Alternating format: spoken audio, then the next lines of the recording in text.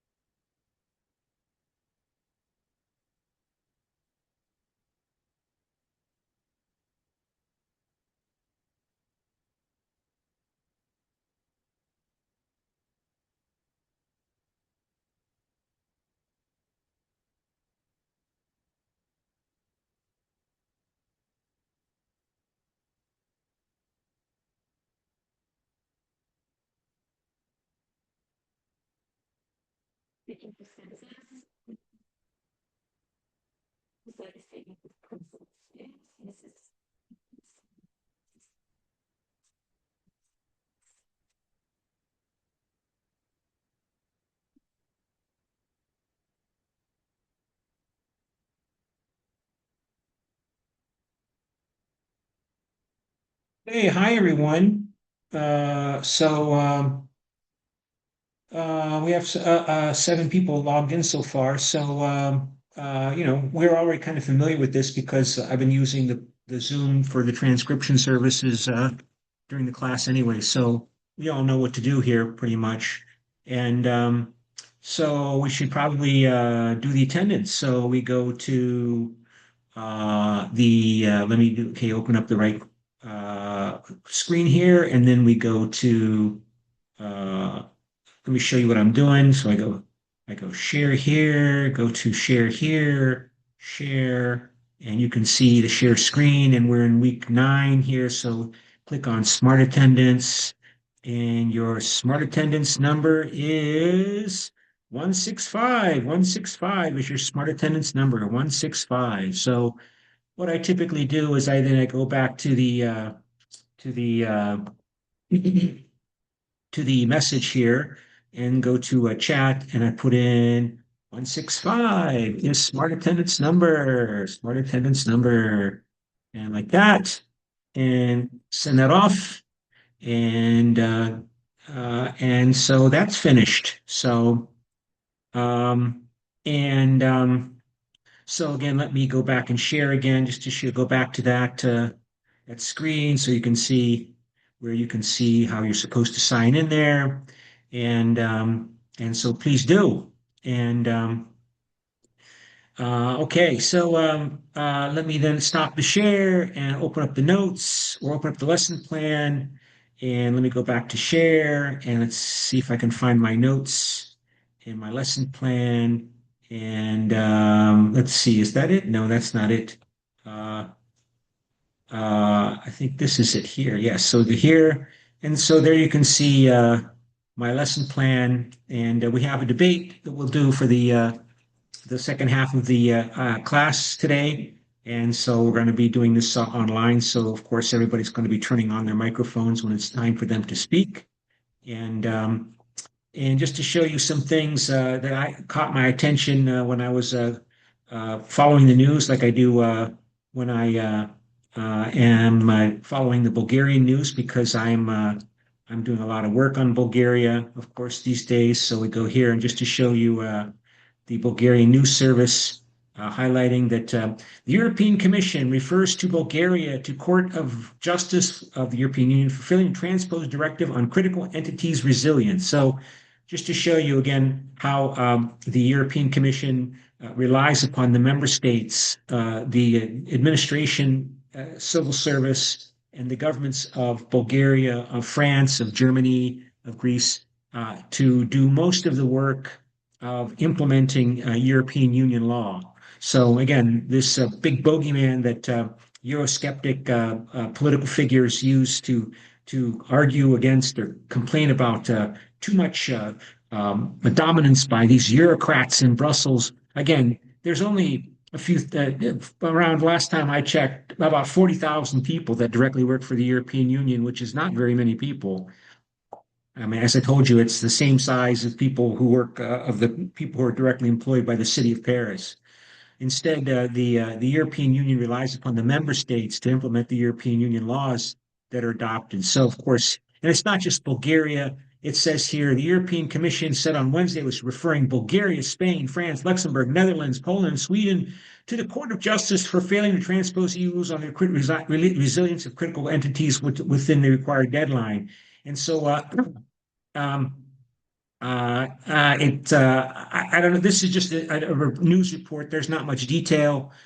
It says here that the deadline for implementing these rules expired on December 28, 2024.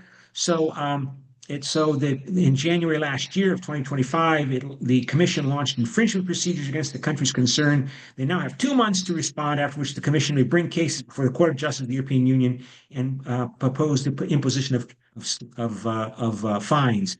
Of course, this process takes months, even years. Typically, it takes years for the Court of Justice of the European Union to make any rulings. Oh, just a note here again, an issue that I'm highlighting here because I wanted to highlight the factors or issues that Eurosceptic nationalists use to oppose or exploit European integration so that they can win votes as nationalist Eurosceptic actors. And so because nationalism has been a big theme of my class, right? Our class this semester, and nationalism in Germany, nationalism in Great Britain leading to Brexit, nationalism in Bulgaria, nationalism in France, and so on. Um, and very often nationalism is conservative, right? Is conservative in its orientation. Like for the United States, for example, American nationalism tends to be, not always, but tends to be hostile to progressive reform. Just to highlight here, in terms of these rules and regulations, the European Commission expects the member states to transpose.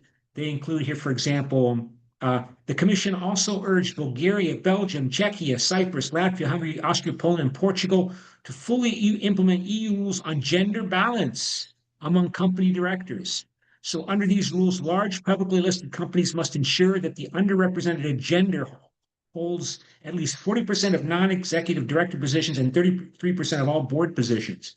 So, Donald Trump and the Make America Great Again movement were very hostile to something like this. And I'm sure it's that way in Europe, that many people are also hostile, many people supportive, but many people are also hostile to the European Union requiring that an effort be made to incorporate traditionally marginalized groups like women into senior positions of authority in economic life, right? So, and of course, the European Union does try to associate itself with human rights, civil and human rights, both in Europe and around the world, including social justice rights. Again, this is from yesterday from the Bulgarian News Service, and there you can see the headquarters of the European Commission at Berlaymont. Yeah, EU headquarters in Brussels at Berlaymont building. And so we stop to share and go back to the lesson plan to show you something else that I saw that I thought was interesting. Um, um, so click here, and let's see if I can do this without open this up. Uh, Also, of course, let me see just to make sure I'm sharing the right screen here. Uh, um, that Another theme, since nationalism is a focus of this class. Another topic area, of course, is the expansion of the European Union into other countries like European Union candidate members, Ukraine and Moldova, and also EU candidate members in the former Yugoslavia, like the Republic of North Macedonia and Kosovo and Bosnia Herzegovina. But of course, there's been a big push by Armenia to reassert its efforts to try to join the European Union. And of course, countries like Armenia and Azerbaijan attempt to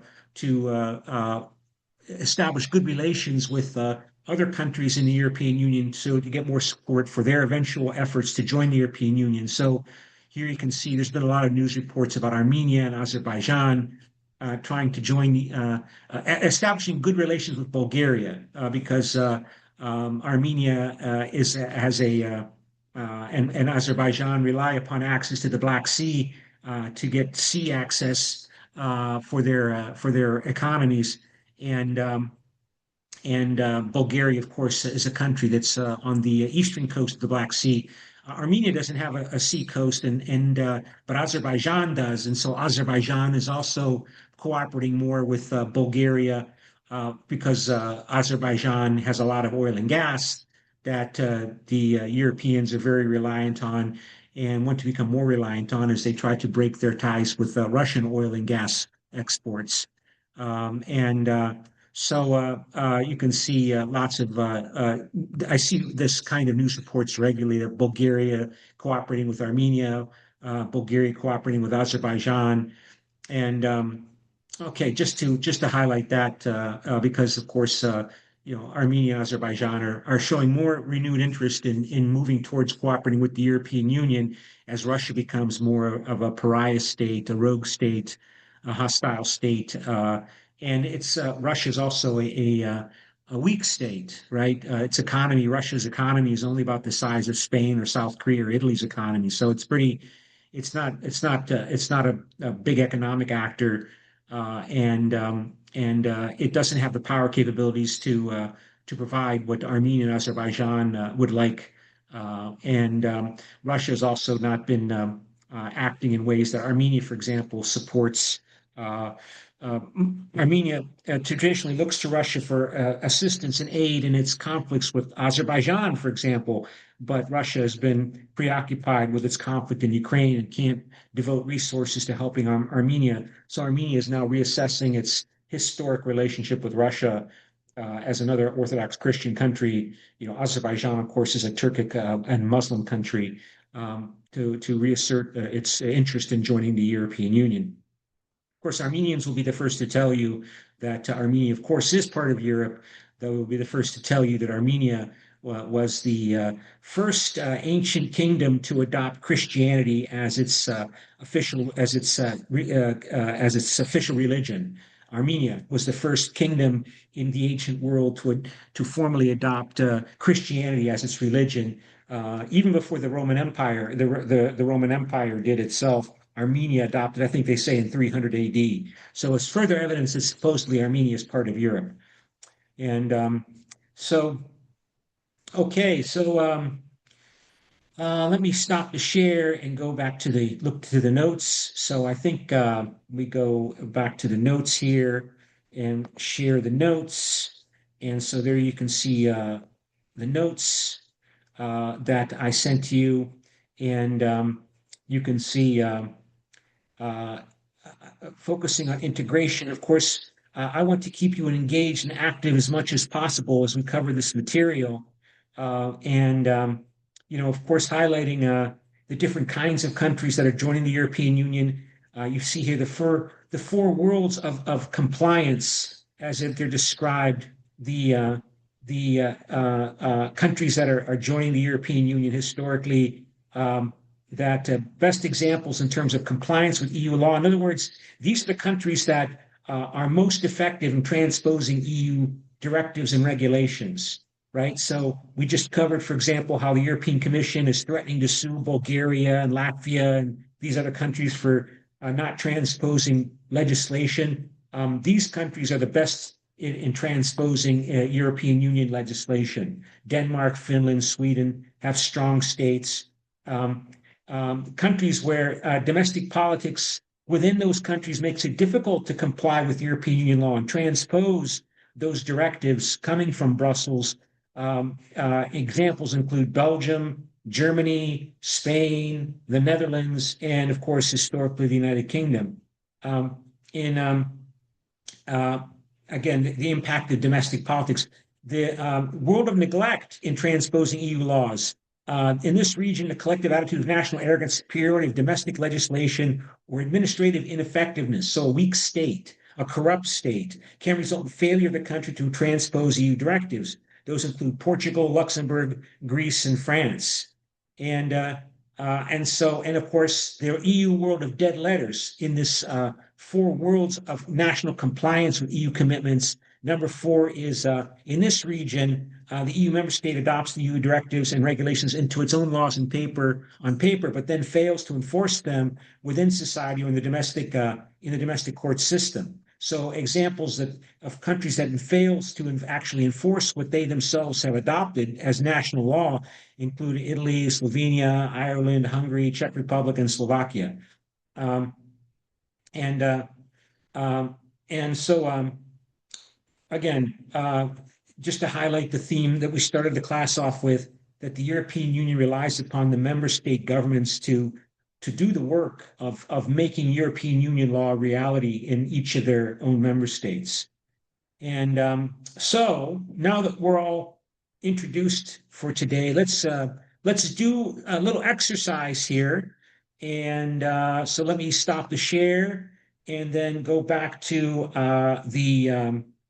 the course website, and I have to open up the course website. So let me open up the course, go back to the course website, the Cyber Campus, and let me go here to material, and then of course let me go back to Zoom and go back to here, share, and there you see the class, and then we go to material, and we go here, scroll down, and then you see, let's see, EU member state simulation. So we click on that, and you can see, and then we click on the link, which you can all do as well.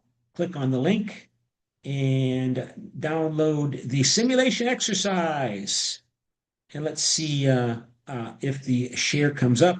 So now I have to go back to the stop share. I have to reshare the right file here. So go to share, and you can see what I have opened up here. Here is a EU simulation that I generated using Claude. And so I've started using Claude. You know, sometimes we use, I use all the time Gemini in class, but this is a Claude generated simulation, and it's different from the Gemini simulations. It's more elaborate. It took longer for it to generate. So I mean, it took some time for Claude to get to respond to my prompt. So we go back up here, and you can see that we've got the simulation, which you can all see here that I'm showing to you. Just to make sure that you're able to see what I'm seeing here. And it says here, this simulation places students within an emergency session of the European Union Council Working Group on Democratic Governance and Compliance. The trigger, the European Commission has formally activated Article 7, Section 1, proceedings against a fictional composite state, Valdria, modeled on documented patterns from Hungary, Romania, and Slovakia. Valdria is accused of 3 compounding violations. Systematic judicial independence failures. The governing coalition has purged senior judges and packed the Constitutional Court. Sounds like Hungary and Poland previously. Persistent dead letter compliance. Valdria adopts EU directives into national law but fails to enforce them domestically. A pattern Boehmer and Lekesny identify among Italy, Slovenia, Hungary, and Czech Republic, and Slovakia. And also a unilateral announcement that Valdria will suspend freedom of movement provisions within its borders for national security reasons effective in 45 days. So, of course, you know, the 4 freedoms of the European Union are freedom of movement of goods, services, capital, and labor. And so Valdria is suspending freedom of movement into its borders from other European Union member states because they're claiming national security, right? National security emergency has required them to reduce or limit freedom of movement of labor. So it says here, delegates must negotiate a binding council resolution before the session closes. No agreement is easy. Power is deliberately asymmetric. Theoretical commitments clash, and mid-session crisis forces delegates to recalculate. So of course, so now we, of course, have to assign you to your positions here. And so what we're going to do here is now each of you is going to make a statement on this crisis, and I have to now assign you to 6 different groups. All right, so we have our 6 different roles. So let me stop the share and go back to the let's see now. It's been a while since I've used the division into groups, and let's see if I can do this. So we go here to breakout rooms. So I'm going to assign you to 6 different breakout rooms for the 6 different roles. And so breakout room 1 is role 1. Breakout room 2 is role 2. Breakout room 3 will be role 3. Breakout room 4 will be role 4, and 5 and 6, and so on. So let me go back to the simulation here and show you again the roles. So you can see role 1 is the European Commission representative. You represent the EU supranational watchdog. That's the Commission. And you're going to make an argument in terms of punishing Valdria, you have to make an argument here about what should be done to deal with Valdria, because Valdria is restricting freedom of movement within its borders. And so you have to make your argument, your statement. Role two, you are Germany. So role two, or breakout room group two, you are Germany. And so you have to comment and make a request to how to everybody else in terms of how to deal with Valdria's violation of its commitments to the European Union. So, and of course, this describes your power resources. You're a very powerful country. The European Commission has the power of proposing legislation to deal with the Valdria crisis. Role three, you're the schizophrenic giant. You are also a powerful actor, and you are. So we have to come up with a proposal here, and so the European Commission. Remember, you will be the one who's responsible for proposing a legislation to adopt. Ireland, you are role four, you are the pragmatic small state. And of course, it highlights here your focus in terms of your orientation. You look at the European Union more from the perspective of utilitarians, supranationalism. You're trying to use it for your own good, for your country's own good as a small state, whereas, of course, France is more oriented towards being a powerful actor, but also kind of Eurosceptic. And Germany, of course, you are in favor of liberal intergovernmentalism because, of course, you're the biggest, strongest supporter of European integration historically because of your history, your World War 20th century history, and your reliance upon good relations with your neighbors for your economic well-being. And the European Commission, your focus is upon trying to promote European integration. So going on here, back to group five or role five, Karpovia, Valdria's ally. And again, this sounds like Poland and Hungary. Of course, Poland and Hungary are now changing, but of course the book was written in 2020. So your theoretical lens is more focused on sovereignty, and you're an ally of Valdria, like Poland was until a couple of years ago. And your theoretical lens is realist, sovereigntist. And then group six, you'll be the NGO European Parliament observer, right? Of course, you're a really strong supporter of European integration. Again, your theoretical lens is neo-functionalism and constructivism. So, that's where we're going to go here. So,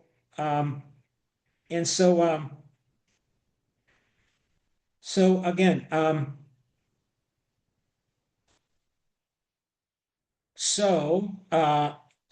European Commission, you're going to propose, make a proposal in terms of what to do about Valdria's noncompliance, and the other actors in the group are going to play a role in trying to influence your proposal, because you have the right of initiation of legislation as to what the European Union should do with Valdria's non-compliance with its European Union obligations. So let me go back to the breakout rooms and form you into 6 breakout rooms. And so we want 6 breakout rooms. So you can see what I'm doing here. Assign automatically. And I'm now going to create the rooms. And now you're supposed to join the rooms.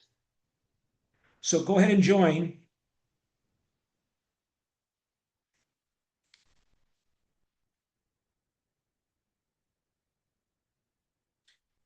And Okay, so please join all of the rooms.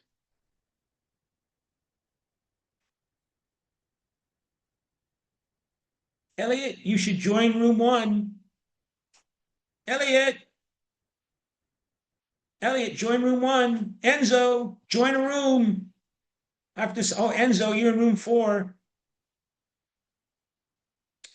Okay. And so again, room 1, you're roll 1. Room 2, you're roll 2. Okay. And of course, let me then okay, so let's see here. No, it's not what I want to do. So okay, and so you know your rules, and so prepare your statements. And Elliot still is not joined a room. Enzo, you're in room 4, right? Good, good. And so go ahead and look back, go back to the simulation that you should download from the course website, and prepare your opening statements. Okay.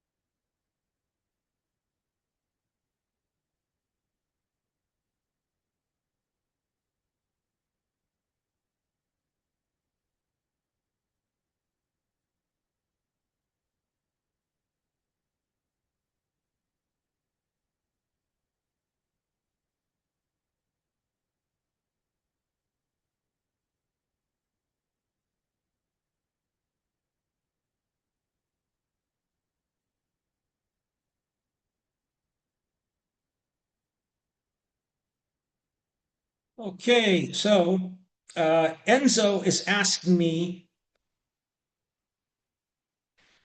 who's speaking for the groups. So if you're by yourself in one group, like Siu Hyun Chen, you're in room 5, you're going to speak for roll 5, right? So we go here, roll 5,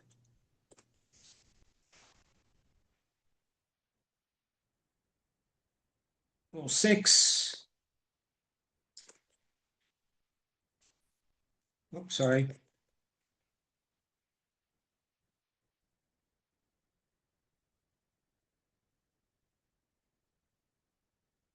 Roll 3 here. And I'm trying to rename these groups here. Roll 4, yes, okay. So, okay, so I'm going to use Claude. And so you see, well, in European Commission, Elliot's not there. So that means that this person who is Ansu Bean, yes, Ansu Bean, you're going to be the European Commission because Elliot is nowhere to be found, apparently. And in the other groups that have 2 people, what I will do is let's go see if I can use Claude here. And I go to Claude. Let me see. I go to Claude. And let me ask Claude. Um, Claude, pick a random number between 1 and 2. So Claude has picked 1. And so that means that the first person in those groups is going to speak. So Ansu Bean for European Commission, Albina for role 2, Iris for role 3, Enzo for role 4, and so everybody else, of course, has got one person in it. And who's in role 6 here? It says 202206663. Who is that?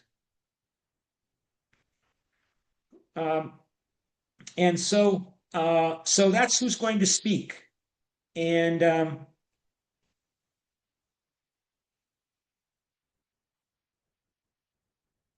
and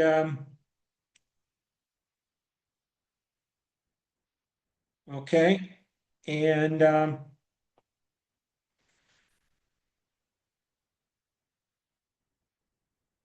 so role 2 is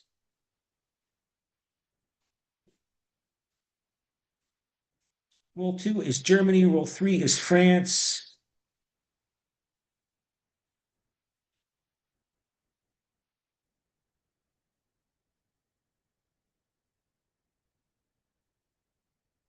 Role 3 is France.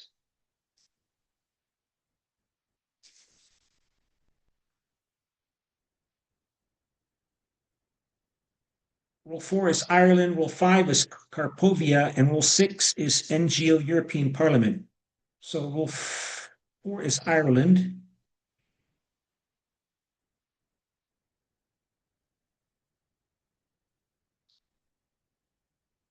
Role 5 is Carpovia.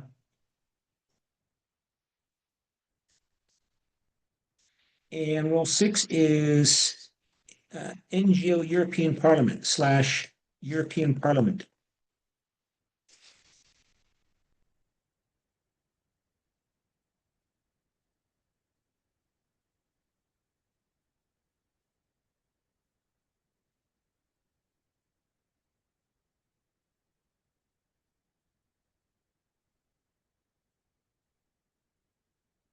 So of course I've so you see of course your roles. Please use the handout that you should download from the Cyber Campus course website.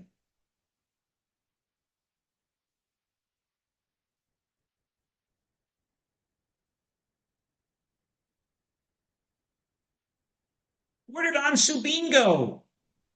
I'm role 1. Is it only me? Yes, Okay. Elliot's supposed to be there, but I don't know. Elliot, why don't you join? Um,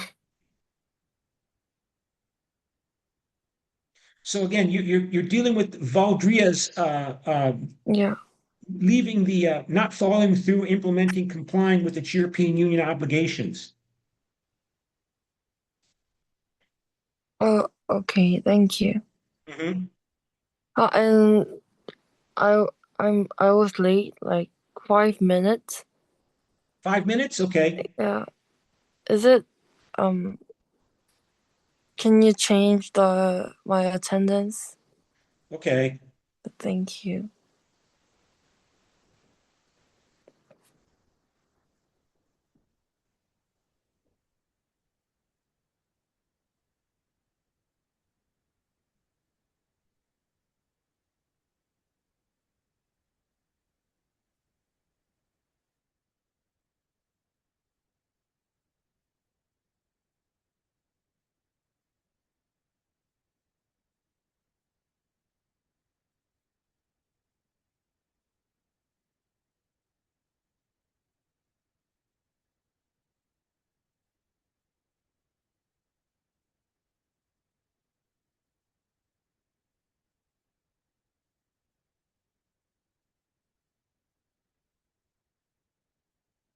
So let me set my timer here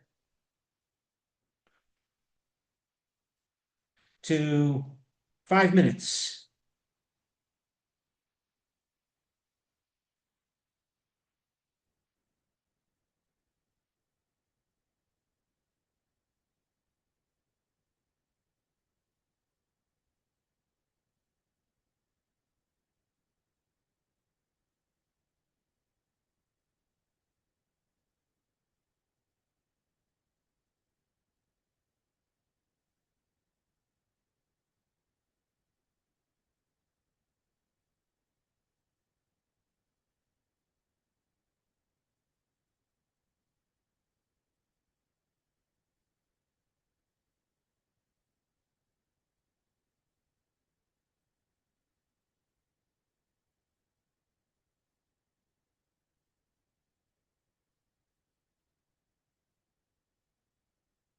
So it says here,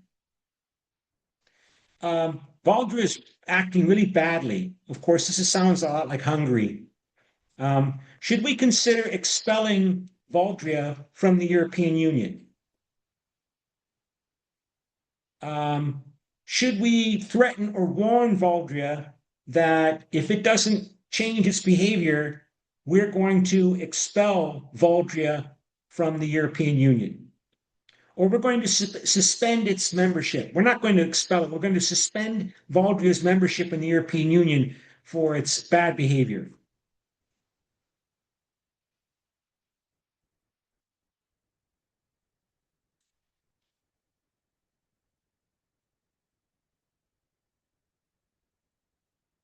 So you're each going to make a 60-second opening statement. A 60-second opening statement.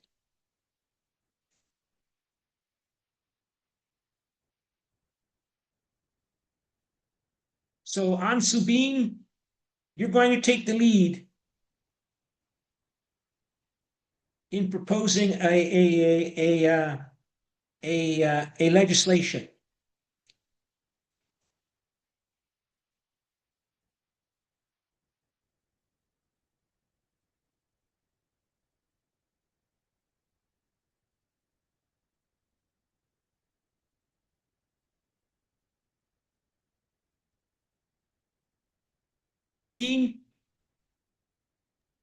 Yes. Okay, good. You need any help? Um, wait a minute. Is it right to bring the CJU's in interim order? Yes. Uh, to um to like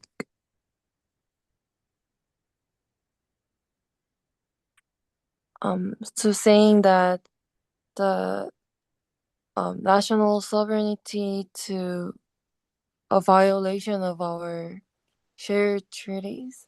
Yes. Okay. Thank you. Okay. Yes.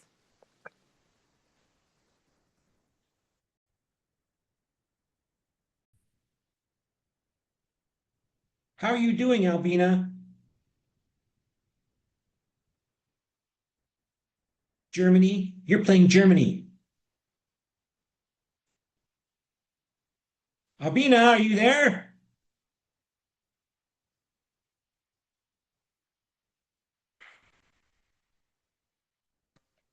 Yeah, How are you yes, she doing? was here. Yeah, she was, yeah, talking with me. I think maybe Okay. she's like making the statement more. Yeah. Okay. Okay. I just want to check. I'm leaving. Okay. I'll let you get back to work. Okay, thank you. Iris. Iris. Julia, are you making progress? Yes. Yes. Okay, good. You need any help? No, it's okay. Okay.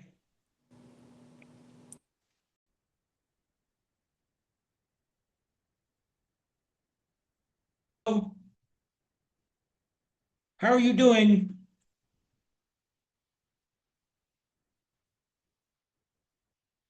Enzo. Enzo, unmute yourself.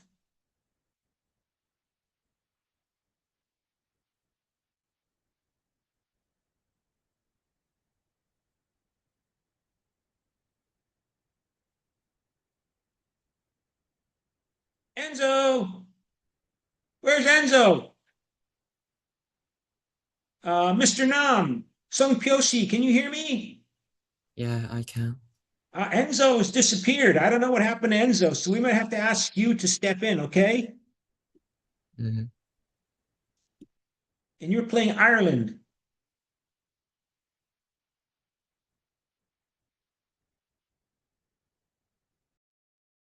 Can you hear me?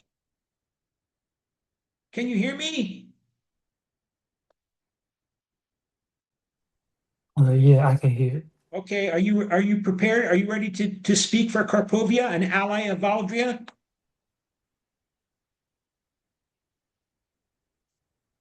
Okay. Okay, so you're getting ready? Okay.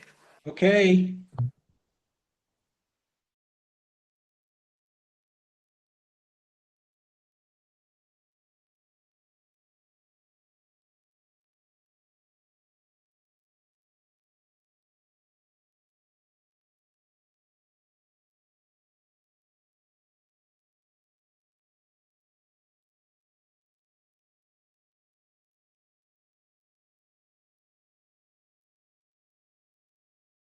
Okay, we're getting ready to leave the breakout rooms and come back into our meeting so that we can all hear each other speak.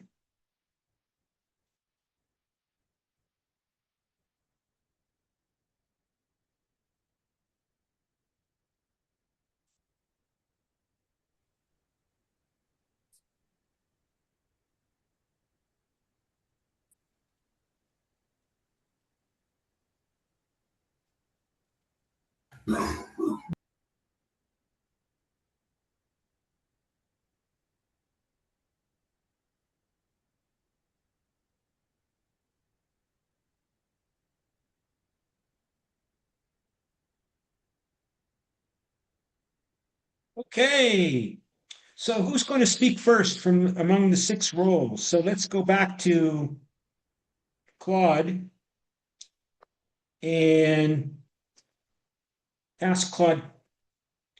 Claude, pick a number between 1 and 6.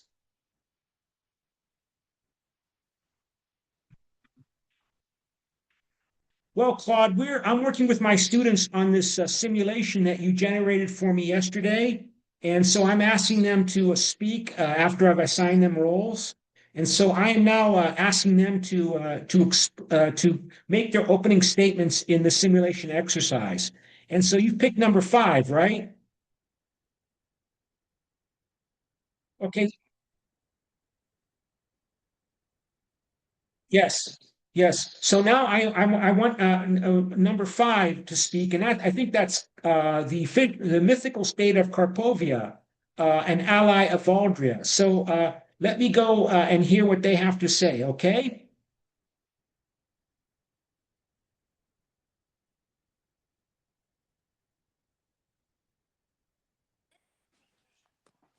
Okay. So let's now go back to Carpovia. And who was Carpovia? Carpovia was the breakout rooms.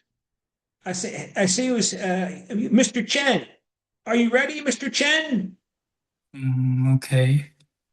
Okay, Mr. Chen, make your statement. And Claude is listening, right, Claude? Okay, go ahead, Mr. Chen. Okay. For us, this is not just about rules and values. This is about our survival. Our country depends a lot on EU funding. If this support is reduced on stop, our economy and our people will directly affect. So when we hear calls from strong sanction, we cannot just agree without thinking. And we understand that the problems in Bulgaria, there are concerns about judges, laws, and freedom of movement. We are not ignoring this issue, but we believe one thing: punishment alone will not fix the problem. If the EU pushes too hard, it can make the situation worse, not better. Well, thank you very much, Mr. Karpovia. Claude, what's your opinion about Karpovia's position?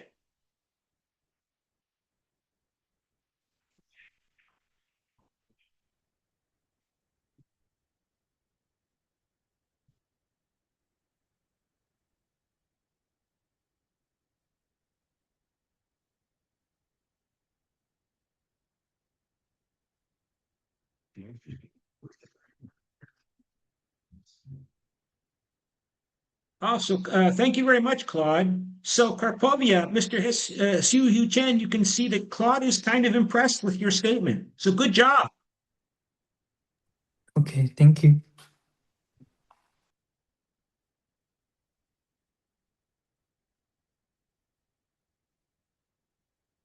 Claude, thank you very much. You're very helpful.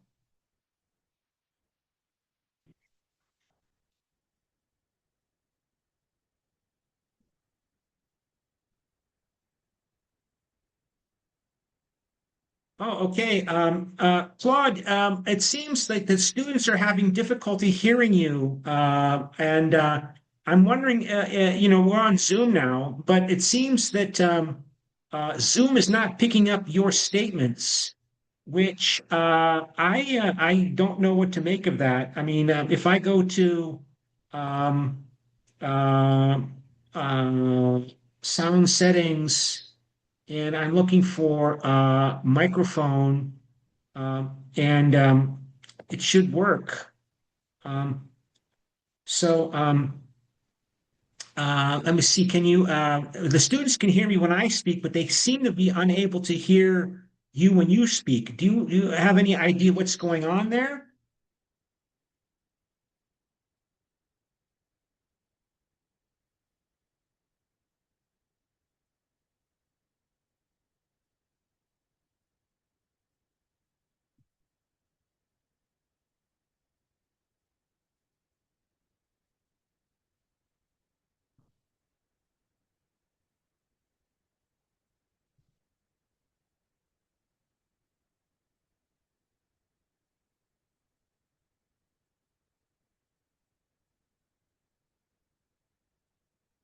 Oh, okay.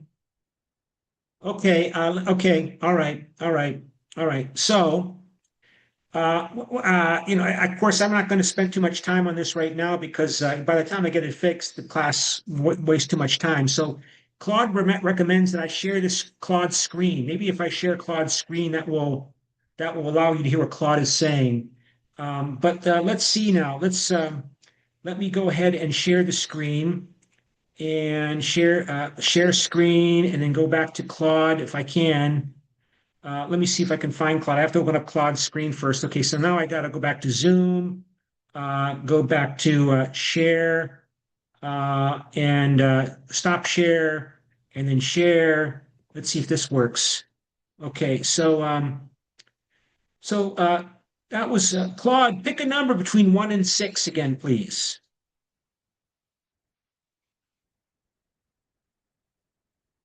Can you hear Claude's students? Can you hear Claude now?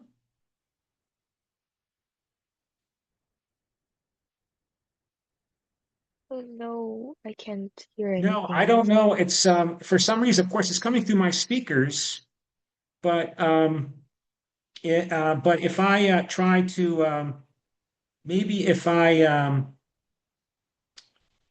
let's see, I don't know how to fix this right now because it's if I go to Zoom settings here, so stop share, and then I go to audio, and I say microphone. Um, Okay, so I've changed the microphone. Claude, can you speak again so that the students can hear you?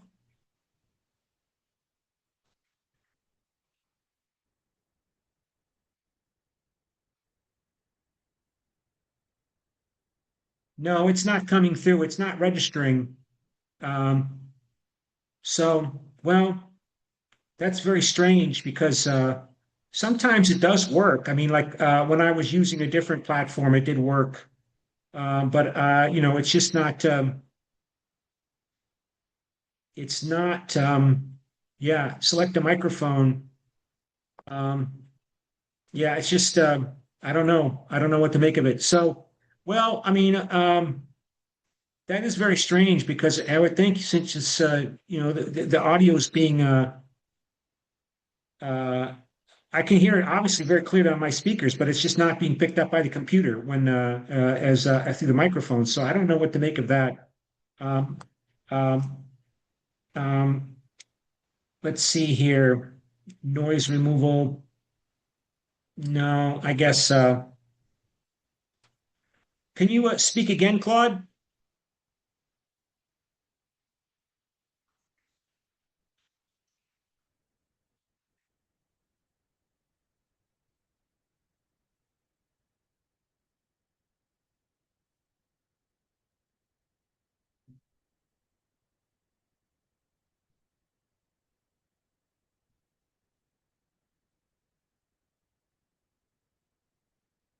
Yeah, Claude is suggesting that I just read out the responses to the students themselves because he advises it's too complicated right now. So I guess that's what I'll do, and which you know I have to work on that later. But so okay, so I think okay, let's go start again. So Claude, can you pick a number between 1 and 5?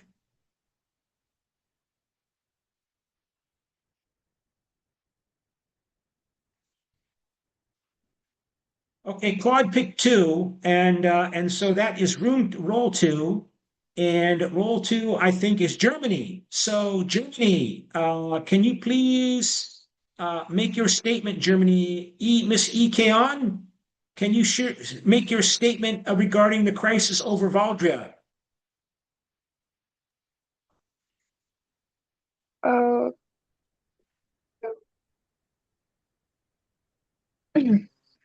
Honorable Chair Delegates, Germany views Valdria's Can you hear judicial me? purges and suspension of movement as a structural assault on our union.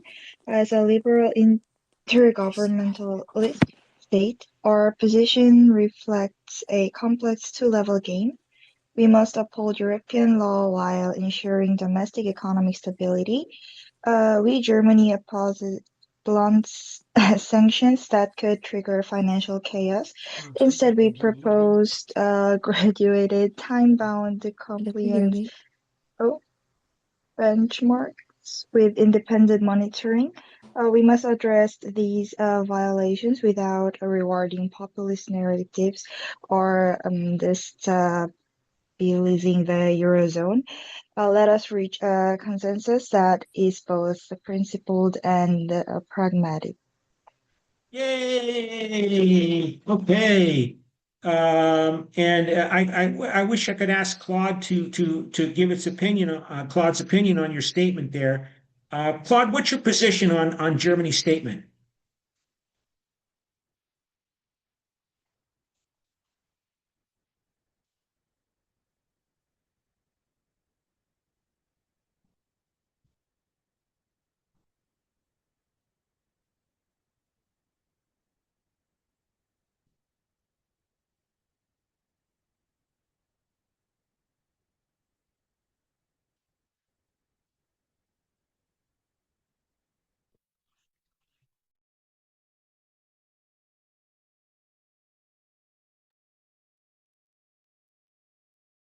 Yeah, so I guess you didn't hear that, of course. So it says he gave me a detailed response here. So he says, right, so Germany's put forward a really pragmatic middle ground there. They're acknowledging that serious concerns about rule of law and freedom of movement, but they're also saying that blunt sanctions could destabilize the economy. So they're proposing a graduated time-bound approach with monitoring instead. That's classic new diplomacy, balancing principles with pragmatism. It sets up an interesting tension with Karpovia's earlier caution about sanctions, so there's definitely room for these positions to either align or clash depending on what others say. So I'm going to turn off the microphone and just to ask. I'm not. No. I want you to. I don't. But I just don't need to hear you speak, Claude, because. Um, so. Of course, I want your responses. I want you to hear what we're saying, but I'm going to read what you say, what you provide, rather than wait for you to go through your statements because it takes more time. Okay.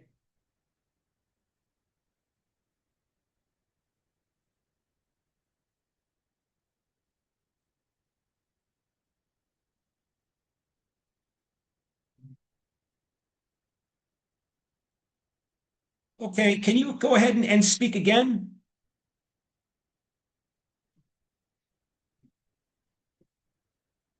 Yeah. Okay. It's just not coming up. Okay. All right. So Claude, pick a number between 1 and 6 again, please. So we don't actually have somebody left from group 6. So Pak Jiang, are you there? Pak Jiang. Yes. Okay, Pak Jiang, would you please issue your statement, please? Okay. This issue is a fundamental answer to the question, is it worth the existence of EU? Bulgarian citizens are soon EU citizens. It is not just domestic politics that the Valdivian government dismantled the judiciary and deprived them of their freedom of movement. It is a looting of the universal rights that EU citizens should enjoy. And also, binding action is needed. A timeline or declaration without substantial sanctions has no power. The resolution should include binding measures that could immediately hurt Valdez's illegal activities. If the principle of the rule of law is traded for economic benefits, it will set a precedent for future anti-liberal governments that it is okay to break EU treaties. European identity is based on independent courts, a free press, and the practice of protecting citizens' rights. Is done. Thank you. Okay. So Claude, what's your opinion on what the European Union Parliament has just spoken?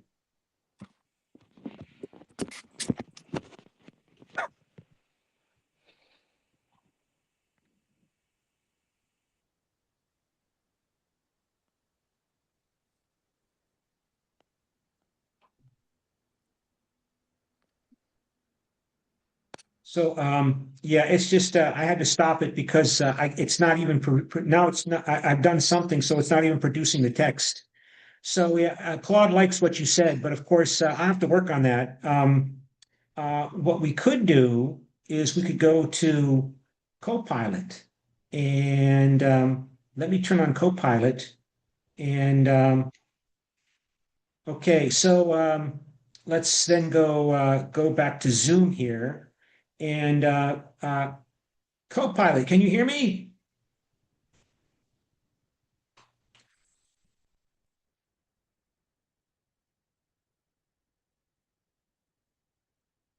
Yeah, but it doesn't sound like they're also being they're picking up what you're not hearing what Copilot is saying. I'm not seeing it registered here. So yeah, I don't know. I mean, this happened last year, last semester. I didn't have this problem. I don't know what's going on. But anyway, okay, so Copilot, please pick a number between 1 and 6.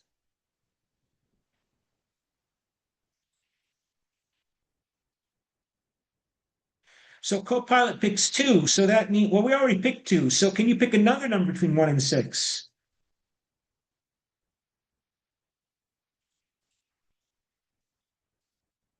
We've already done 5 and 6. Pick a number between 1, 3, and 4.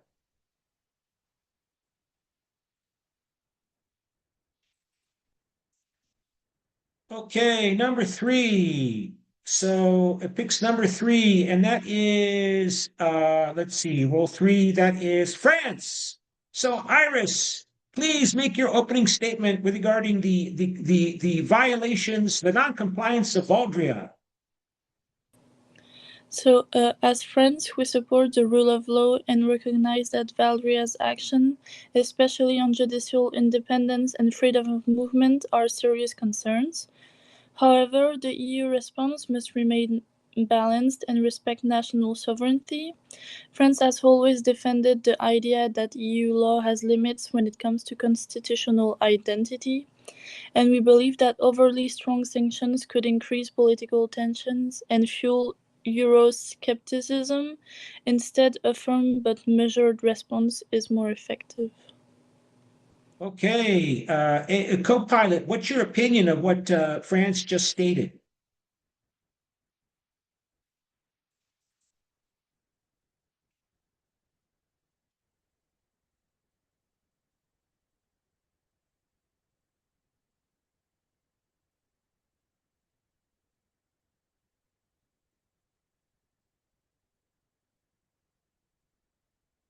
Okay, so what co-pilot said for everybody says from what France just stated, they're really emphasizing a balanced approach when dealing with Valdria.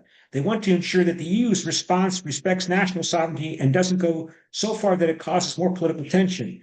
So it's all about that measured, firm approach rather than something too extreme. Thank you very much, co-pilot.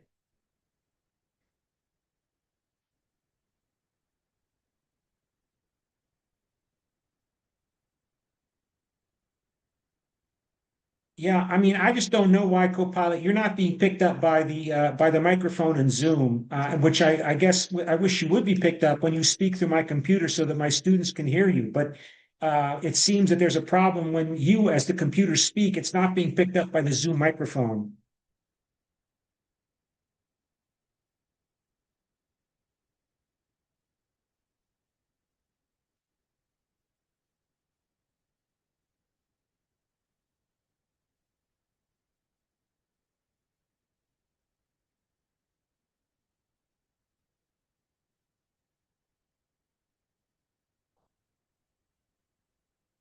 Let's see here.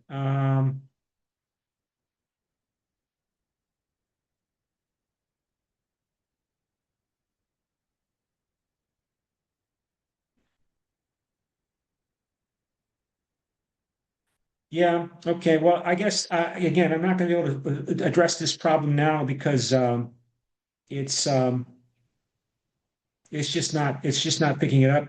It picks up my voice, but not the sound from my speakers for some reason. So okay, and that leaves European. Oh no, Ireland. Ireland. Did you have you spoken Ireland, Mr. Nam? Go ahead and speak Ireland. We Ireland views the current crisis in Valdaria with profound concern, so we believe European integration is the most valuable when it serves our collective stability and national interests. For a small state like Ireland, the rule of law is the ultimate corridor against large state power, so the principles of direct effect and supremacy are not optional, they are the bedrock of the single market that has allowed our economy to modernize and thrive. However, we must avoid purely punitive measures that lead to political humiliation. Drawing from our own experience with the Troika, we advocate for a calibrated compliance roadmap with independent monitoring.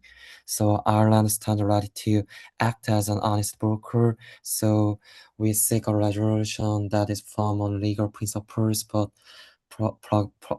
pragmatic enough to preserve the unity of this council. That's true.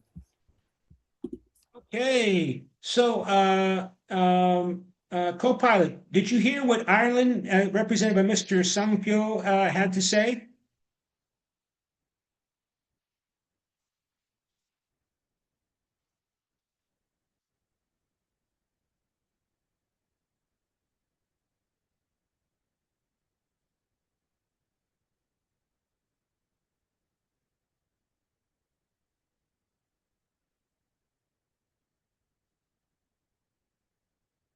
Okay, so let me read what you said. He says, yes, absolutely. I heard that Ireland is emphasizing the importance of the rule of law, especially for smaller states. They're highlighting the core EU principles like legal supremacy that are really crucial for maintaining both stability and their own economic modernization. And they're calling for a balanced, pragmatic approach instead of punitive measures to keep the unity of the council intact. Okay, and finally, okay, Subin, on Subin, you have to decide how to act now as the European Commission. What is your position as the entity in the European Union with the right of initiative, with the right of policy proposals, right? What should we do about Valdia's non-compliance? Okay.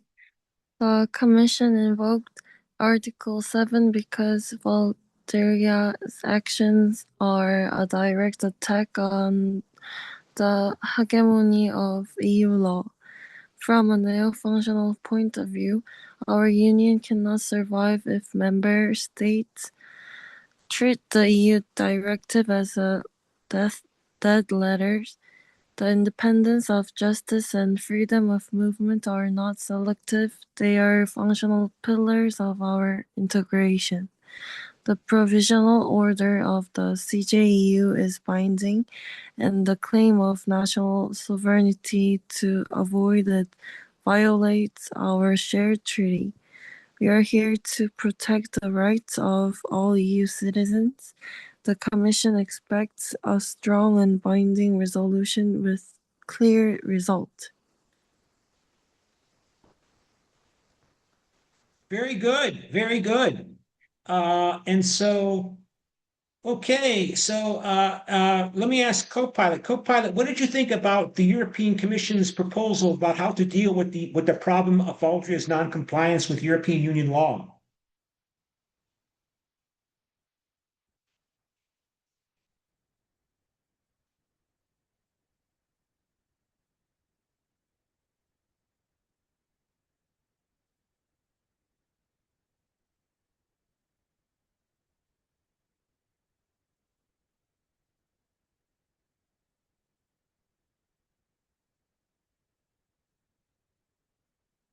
Okay, so I couldn't tell it how to stop speaking. I'll just read what it said here. In short, they're taking a firm line, the European Commission is. The European Commission is basically invoking Article 7 as a way to say that compliance with EU law is non-negotiable.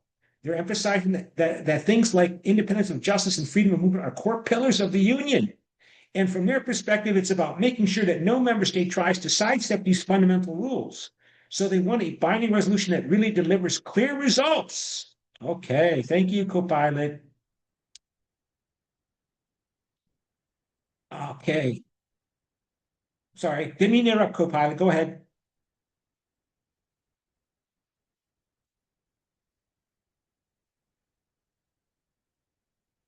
Okay, so all right. So I guess that's what all we'll do now with the AI, because now what we can do is now we can go to our debate. And let me go then back to the debate here and go back to Zoom. And so now what I need you to do, I need you to vote on the debate topic. So now I need to go back to Zoom. First off, I have to make sure I open up the right website on my desktop, and then go back to Zoom and go back to share the screen. And so to go here and then go here. And so you can see what's here. And so then we go back to vote here, scroll down, and it says here week 9 here. Okay, so please vote on the debate topic. Pro and con on the following. To CUK students, the Trump administration's pressure on Denmark to surrender Greenland means Europeanization of EU member states and candidate member states like Ukraine, Moldova, and the Western Balkan states will likely accelerate. So could you please vote? And so if you haven't voted already, and we have 2 pro, 5 con, and that's 7. The others need to vote as well. And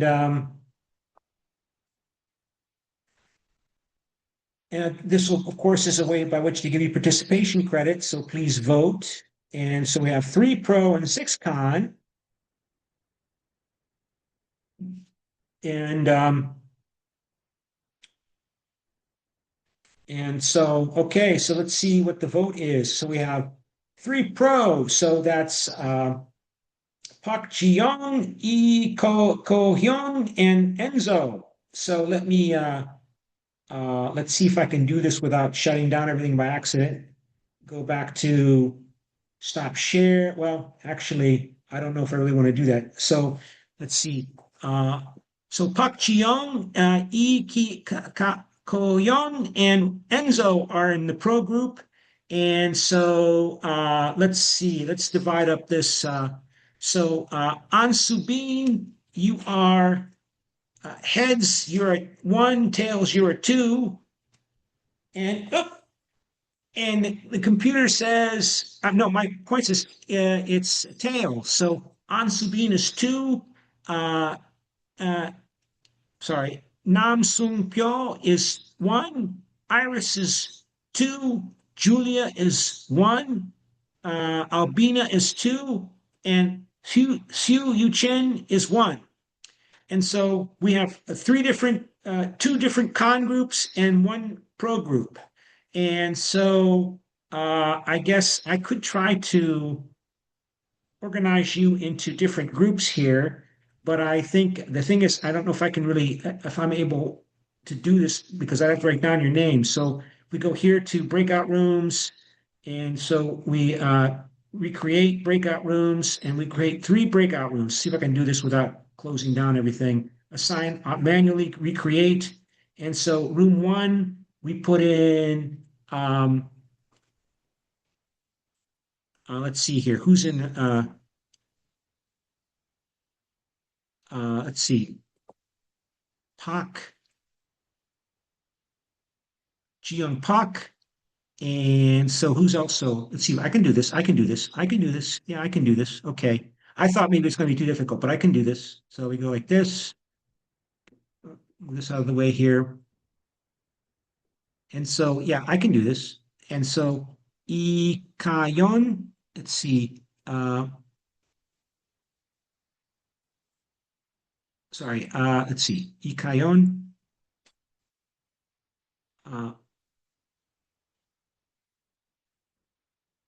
what did I do?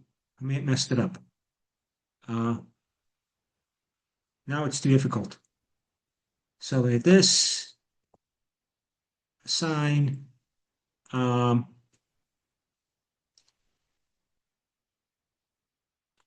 Ansubin here. Let's just do it like this.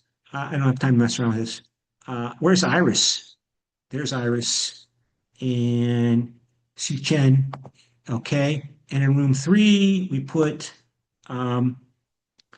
who's left?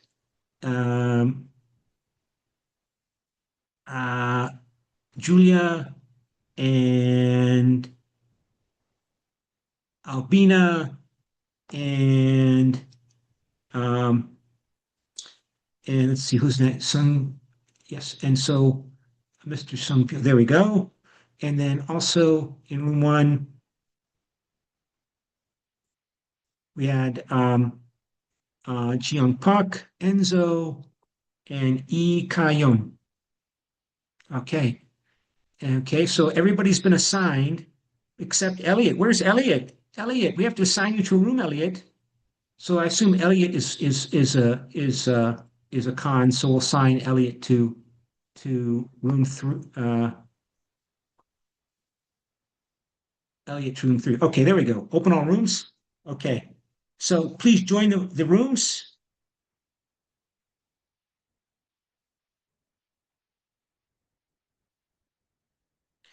So please join your rooms.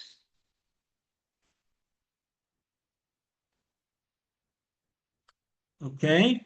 And Elliot, we don't know where Elliot's out to lunch, evidently. Albina, join room 3. Okay, Albina. Okay, so who's going to speak first for room 1 for Pro? And that's Pro 1. So we'll just rename this Pro 1. Pro 1, and then we'll rename this Con 2. Con 1, Con 1, Con 1. Yes. And rename this to Con 2.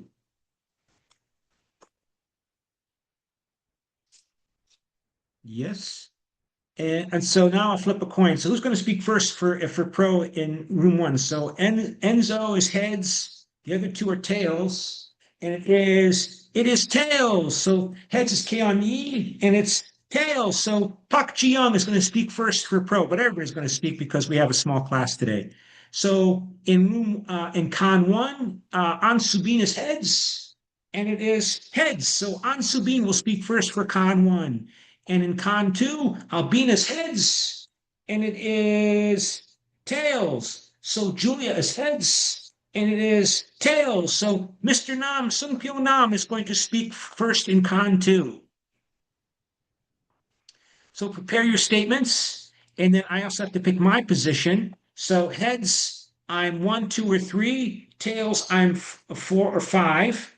And so it is, let me flip the coin correctly here. And it is heads. Heads, I'm strongly pro. And it is heads. I'm strongly pro on the statement. I'm strongly pro. So why am I strongly pro? So I have to write a statement as to why I am strongly pro. on the statement that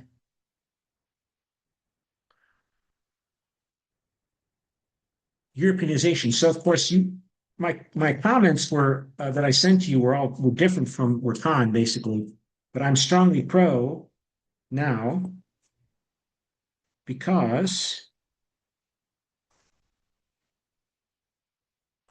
um,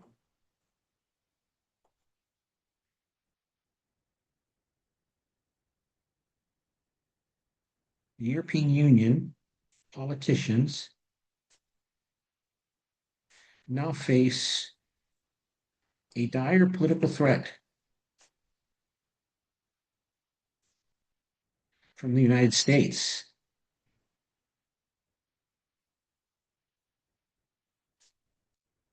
along with Russia.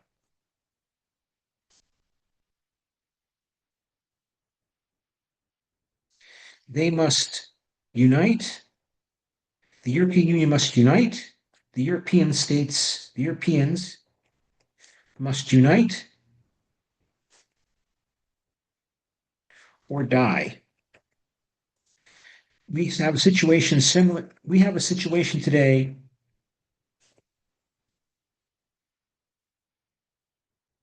in Europe that looks similar. Can you hear me? It looks similar to the situation in Europe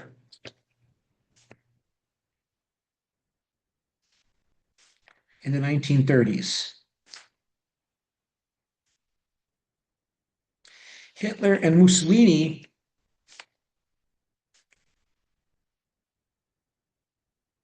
cooperated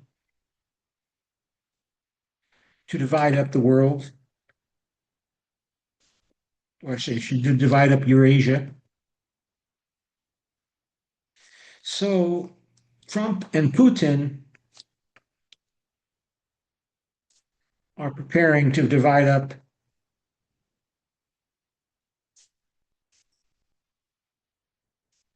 Europe today. The Europeans,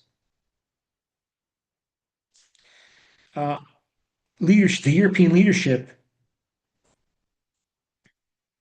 already sees how Trump and Putin are seeking to destabilize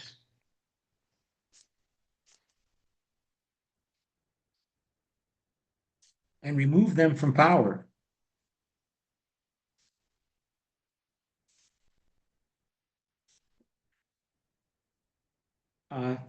Even the German Chancellor, Friedrich Merz,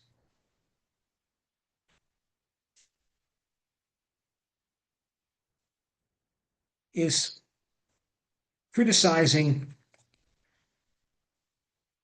Trump for the horrible, the terrible catastrophe of its invasion, of U.S. invasion and Israel's attack on Iran. Merz would not have made such a statement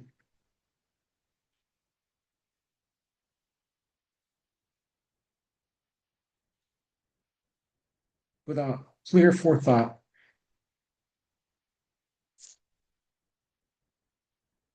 clear planning and forethought. So I have in mind here something I was going to show you. So I'm strongly pro, right? So you heard what I was stating here. Because the European Union politicians now face a dire political threat from the United States along with Russia. The European Union must unite or die. We have a situation that today in Europe that looks similar to something like what happened in the 1930s between Hitler and Mussolini, Berlin and Rome. Those fascist powers competed to divide up Eurasia And so Trump and Putin are preparing to divide up Europe today. The European leadership already sees how Trump and Putin are seeking to destabilize and remove them from power. Even the German Chancellor Friedrich Merz is criticizing Trump for the terrible catastrophe of the U.S. Attack on Iran. Merz would not have made such a statement without clear forethought and planning. So what do I mean here? I can show you, right? Let's see if I can open up a website first here because I can't show uh, all of my, I can't share the links with you anymore because I've used up my my limit. But if I can show you what I saw yesterday in, if I can find it here, Friedrich Merz came out and said that the United States is being humiliated in Iran. He came out with a very sharp, harsh statement. And I guess maybe I can do it like this if I go to, because I downloaded the file. Let me open up the file. Go back to Zoom here. If I can go back to Zoom, where's Zoom? There's Zoom. No, that's not it. Zoom. Go back here. Okay, so let me open up the file first here. Go back to here and show you what I downloaded today.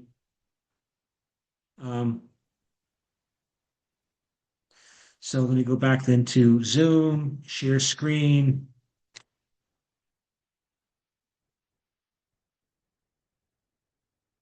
So this message, this news report is from yesterday, and Donald Trump is now threatening to pull out U.S. troops out of Germany. It says the U.S. is reviewing its troop deployments in Germany, and the review comes days after it says here Friedrich Merz described the U.S.-Israel war on terror on Iran as badly prepared and humiliating for Washington. Merz said Monday that Washington quite obviously went into this war without any strategy and had no truly convincing strategy in negotiations either. The Iranians are negotiating very skillfully, very skillfully not negotiating. He added, a whole nation is being humiliated by the Iranian leadership. So this is the German Chancellor, Merz, making that statement. He wouldn't have made that statement unless they were really they had made a serious decision that the United States is a serious problem for Germany, at least for the German leadership. I mean, the United States is destabilizing these governments by causing them economic catastrophe with this invasion in the Persian Gulf. I mean, oil prices are going up and up and up. I mean, the German voters are going to turn against the ruling elites in these countries and probably vote for, who knows, the Alternative for Germany party. So, Merz is making a very clear, I mean, I've never seen such a statement from a German leadership, a German authority before. I can't remember something like this. And so I think this is a strong statement that Germany sees a major, major threat from the United States. And so they're going to cooperate with the French and the other European powers to deal with this threat, not only from Putin's Russia, but also from Trump's United States. And otherwise, they're going, and if they don't succeed in Europeanizing the European Union, including the European Union candidate members, the countries that want to join, Moldova, Ukraine, Republic of North Macedonia, all of these countries that are candidate EU members, then they're going to be exploited and divided up by Donald Trump. So there's going to be, I think, a major push forward. You can make an argument there's going to be a major push forward to move on this issue. So let's go ahead and hear the statements by Pro. And so Miss Pak for Miss Jiyoung Pak, could you please go ahead and make your Pro statement, please?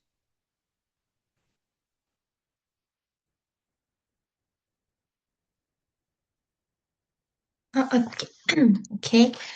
I think that EU-centered solidarity will be strengthened. The US pressure on the transfer of Greenland is to commercialize the security and territorial sovereignty of the Arctic Circle. This gives the whole of the European bloc a sense of weakening trust with the US, promoting the formation of a security community centered on the EU. Furthermore, countries that oppose the Trump administration are likely to adopt European democratic values. Such unanimous measures will make it possible to be protected from the pressures of great powers. The more the US puts its own interests above universal values, such as international norms, the more the EU will monopolize and strengthen its soft powers, such as democracy and multilateralism.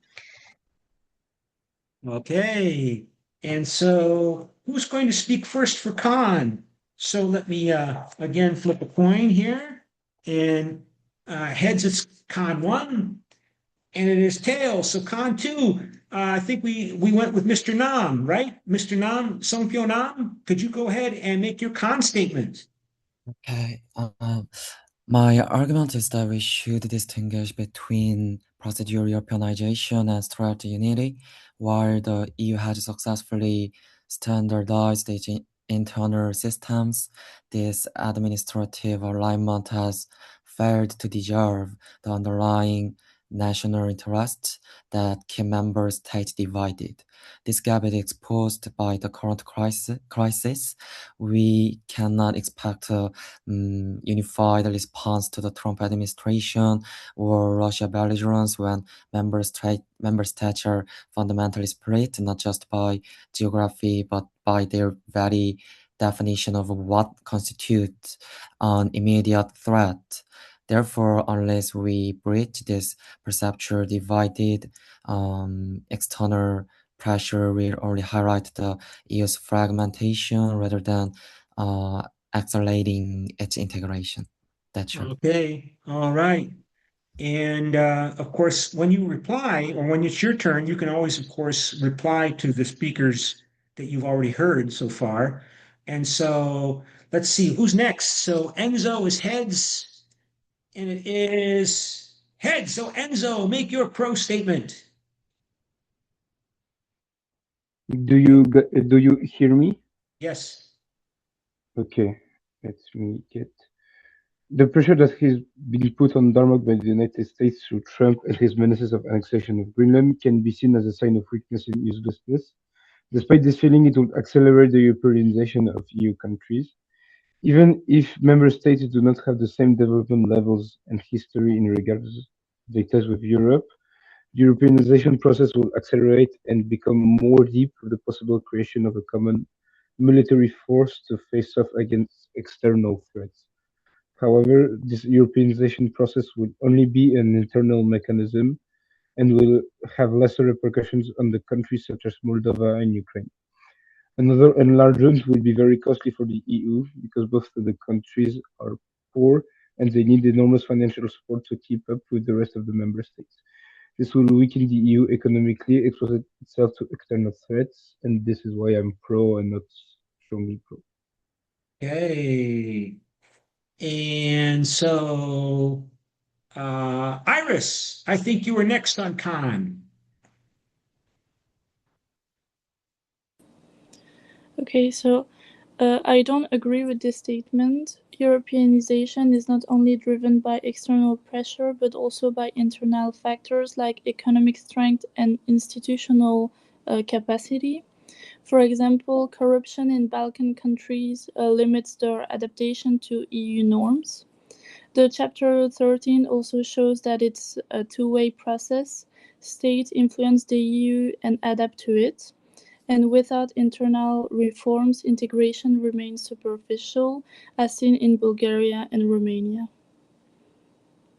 Yeah, I mean, of course, we see, Bulgaria has been very much influenced by Europeanization. I mean, in terms of, but of course, yes, there's the strong corruption obstacles.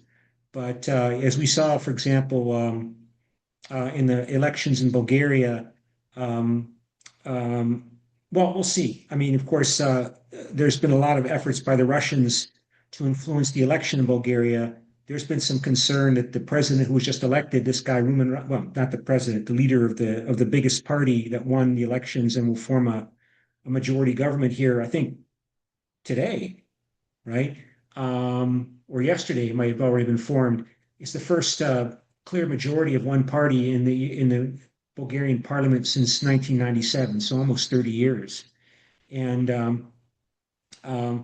There's been some concern that this guy might be a new Viktor Orban type figure. On the other hand, other commentators have noted that Bulgaria is so dependent upon European Union aid and economic programs that there's no way that he will do what Viktor Orban did in forsaking, almost at least 20 billion euros worth of aid that Hungary wasn't getting. 20 billion euros because Viktor Orban refused to carry out the policies and reforms that the European Union demanded. Of course, he was trying to rely instead on cheap Russian oil and gas to compensate. But I don't know if how much Hungary benefited from cheap Russian oil and gas as opposed to 20 billion euros that the European Union was holding back from Hungary. For Bulgaria to do something like that, it's hard for me to imagine, despite Bulgaria being a typically pro-Europe, having a strong pro-Russian sentiment because of their history, that they would give up all of that. I mean, they're just so now that Bulgarians just don't have that attitude that the Hungarians have. It's an interesting comparison. Something I've been thinking about. How could Hungary do that for so long? Forsake 20 billion euros and keep voting for Viktor Orban. And people say things in commentary in the media that say, well, institutions in Bulgaria are weaker than in Hungary. I don't know what that really means. I mean, the Bulgarians, they don't want to be poor. The Hungarians don't want to be poor. But I just get a sense that Hungarian nationalism is more obstreperous than Bulgarian nationalism. But we'll see. We'll see. We do know there was an awful lot of social media intervention in Bulgaria, apparently by pro-Russian actors. But we'll see. We'll see if Bulgaria now forsakes billions in euros that it's due. And the deadlines that they have to meet are now, right? Because the deadlines for the payments from the European Recovery and Resilience Program that was adopted during the COVID-19 pandemic, those deadlines are coming up this year. So Bulgaria needs to apply now for that money. So now that they have a single political party with a majority of the seats in parliament, again, like for the first time in almost 30 years, we're expecting them to pass lots of legislation now over the next few weeks to get that money, the 3.5 billion euros that Bulgaria is eligible for, but it will lose unless it adopts the policies now. And now it should be able to, because Rumen Radev, leading his Progressive Bulgaria party, again, has 131 seats out of 240 in the Bulgarian National Assembly. So, but we'll see. We'll see what happens. Okay, so, and that leads then the next person for pro. And so that's EK on. Can you speak for pro, Miss EK on? Okay, so with significantly accelerate the Europeanization of EU members and candidates because there is a fundamental change in the perception of the US. While many EU members historically relied on the US as a security shield, this pressure transforms the US's images from a protector to a sovereignty attacker. So to survive, these nations will feel a stronger will to converge and integrate within the EU. And also there will be commodification of the sovereignty. The candidate states fear that their own sovereignty might become a good to be traded by powerful nations. So to avoid becoming the victims of such big deals, these countries will choose to join the EU more rapidly, even if it means strictly like hurting to social and economic conditions. So these factors, I think, will drive a faster path toward Europeanization. Okay, yeah. I mean,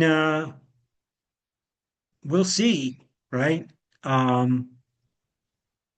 Again, but Merz would not have made this statement unless they really thought through this. Of course, he made it at some event in which he was talking with the German students, but I'm still kind of shocked by this statement from Friedrich Merz. I mean, Um, and again, I think the Germans and are coming to a conclusion that they can't just expect to be nice to U.S. and U.S. Not threaten their stability and their European integration project. They're going to have to be proactive. I mean, you think about, I mean, the price of oil yesterday went up over $125 a barrel, and it's going to keep going up as the world reserves of oil that were in storage or already in transit, that's being used up, right? The world uses 100 million barrels of oil a day. The Straits of Hormuz transport 20% of the world's oil. So I mean, how are voters in Germany and voters in France going to respond as the price of oil of gasoline doubles in price? It means that Marine Le Pen and the National Rally Party in France are going to exploit that. The AFD is going to exploit. The AFD is going to say we should rely on cheap Russian oil and gas instead of having to, continue to cooperate with NATO and the United States. Let's cooperate with Russia. I mean, there are all sorts of. I mean, that's what I think they're concerned about. I mean, these politicians, they're always thinking about public opinion and the next elections. That's 99% of their time. And of course, Friedrich Merz is really concerned about. I mean, the German economy is going to be stagnant for the fourth year in a row, no growth. Fourth year in a row after the Ukraine shock to oil and gas and the COVID-19 pandemic before that. I mean, the AFD is going to do even better. The Alternative for Deutschland Party is going to do even better. The anti-NATO, anti-European Union party is going to do even better than it already was predicted before this war in Ukraine, with Iran began. And so this is an interesting time. It's a very interesting time. So who's going to speak next for Khan? So heads, it's Khan 1, and it is heads. So Iris, so Ansubin, your heads. Did you speak already, Ansubin? I don't think so. And it is heads. So Ansubin, read for Khan. Did you speak already, Ansubin? No. Okay, go ahead. Now Donald Trump has announced he will impose a 10% tariff on European NATO allies who are opposing him. This causes a NATO crack, and this action seems to put strong pressure on European countries against the United States. Trump is developing the logic that the US should intervene to occupy Greenland because China and Russia are closely watching it. However, Danish and Greenland can handle this, and this situation in which big powers like the United States threaten the territorial sovereignty and economy of EU member states shows that the EU cannot be a barrier to Ukraine, Moldova, and the Western Balkan countries.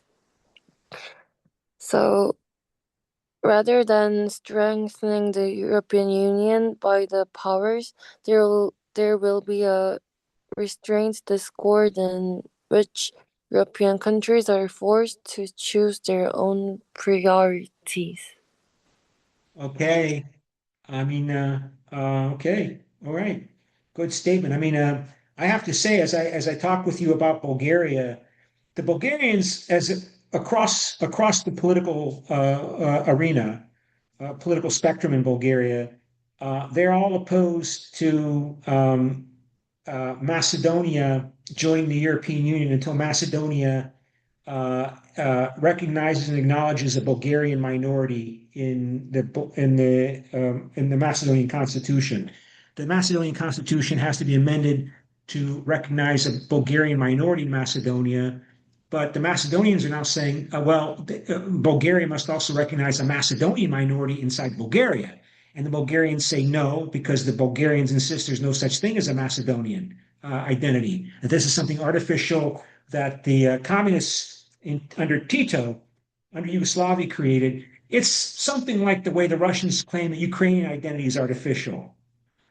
We talked about this in class. And the European Union is getting really upset about this because they want North Macedonia to join the European Union, partly to stabilize North Macedonia and the Albanian issue regarding Kosovo, because there's one third of the population of North Macedonia is Albanian. So now the European Union is talking about changing the voting procedure away from unanimous voting required to move forward on accession negotiations for a new country to join the European Union, to move away from 100% agreement, unanimous agreement by all member states, to qualified majority voting. And the Bulgarians are unified in saying no, no, no, no, no, because they know that the European Union wants to bring Macedonia into the European Union. Montenegro is going to join the European Union probably in 2 years, for example, another former Yugoslav state next to Macedonia. And so I can imagine maybe the Bulgarians getting upset if the European Union does this to move away from unanimous agreement before moving forward on accession, the new member acceding to joining the European Union. Could that lead them to become more like Hungary under Orban, more pro-Russian? I guess possibly, but I just get a sense the Bulgarians, they're just more immediately interested in making their economy prosperous. I mean, almost a third of the population of Bulgaria left Bulgaria since 1990. As I mentioned, it was 9 million Bulgarians in 1990. Now there's 6.5 million Bulgarians, right? Why? Because they left. Because they're poor, poor, poor. Bulgarians are tired of being poor. To give up that money to become a problem, Bulgarians, they're just not like that.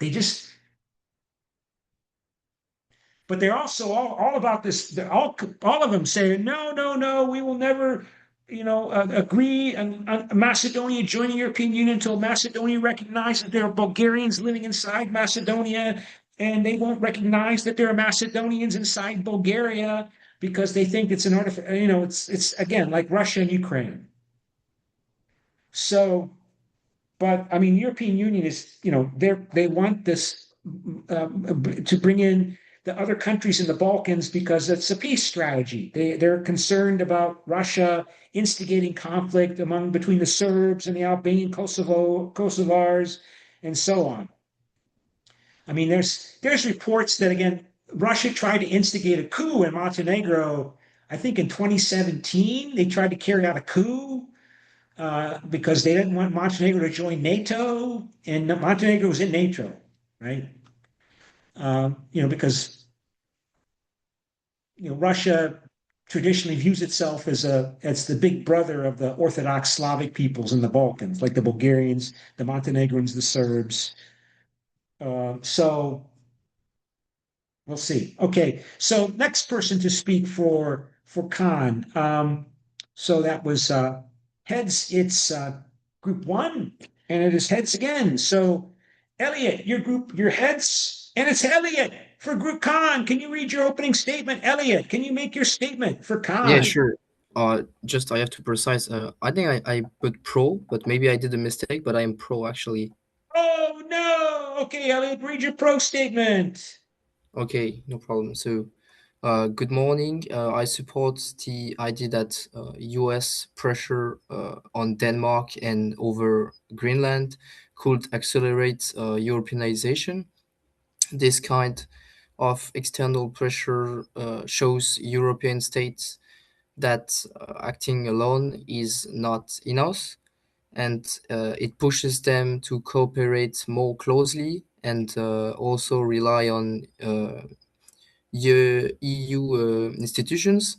From a neo-functionalist view, crisis creates spillover effects, strengthening integration beyond the initial issue, and candidate countries like Ukraine and Moldova will see EU membership as essential for security and stability.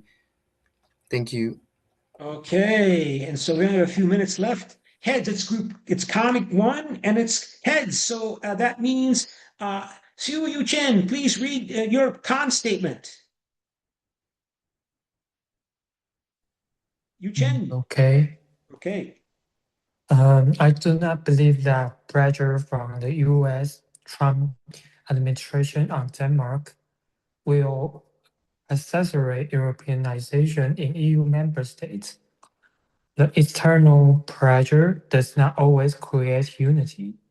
When a powerful country like the United States pressures European states, EU members do not automatically come together.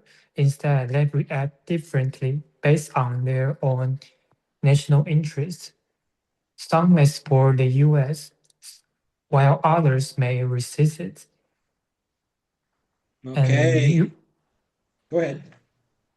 European countries act based on their own interests, not fair. According to liberal intergovernmentalism, EU decisions are driven by domestic political and economic needs. So if there is a pressure from the US country, we will not suddenly speed up integration unless it clearly benefits them. Okay. Okay, Albina, your heads. And it's heads, Albina.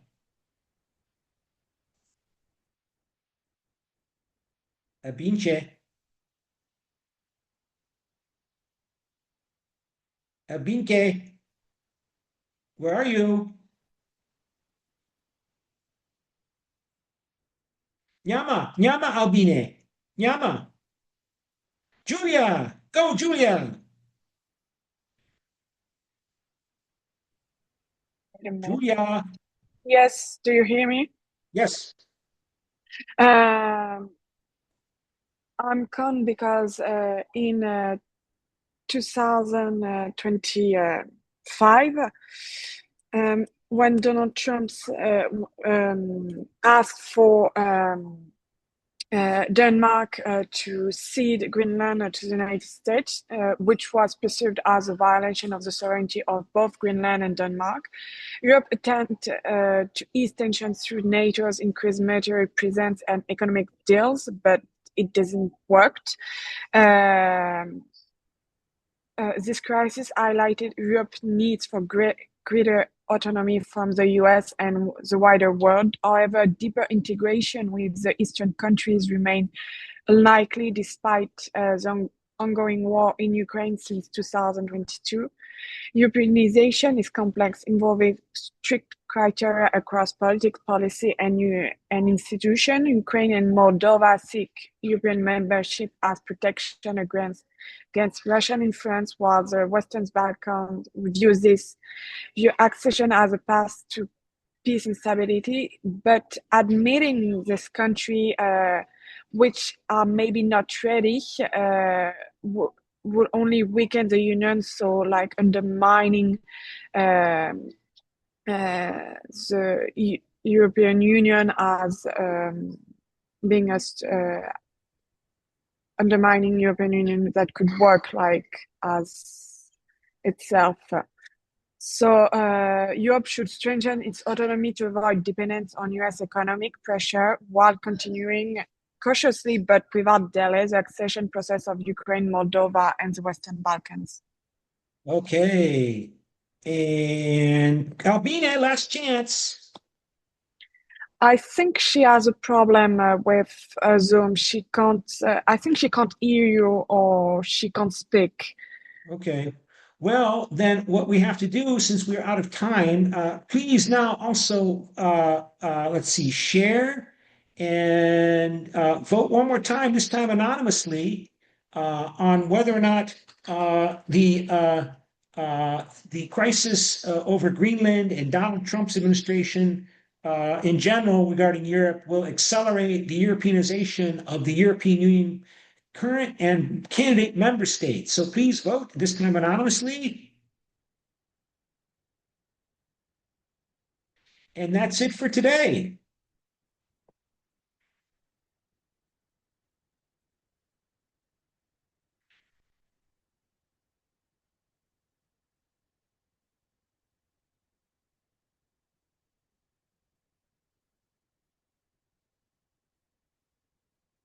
See you in some of you in a few minutes.